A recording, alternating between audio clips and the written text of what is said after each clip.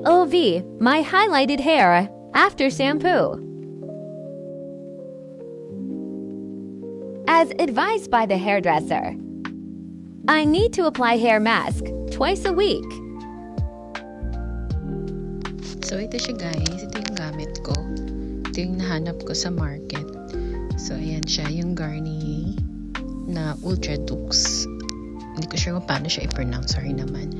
So ayan, kumuha lang akong konti, tapos pinahid-pahid ko lang siya. Para hanggang sa mag-soften siya. Tapos ayan, in-apply ko na lang siya. In-apply ko siya evenly, char. Tapos ayan siya.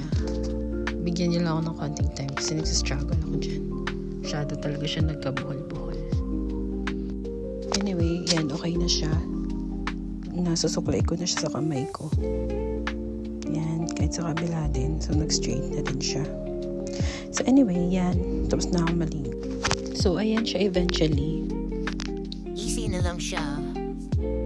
Pagsuklay, hindi na masyadong buhol-buhol. Ayan. Thanks, bye!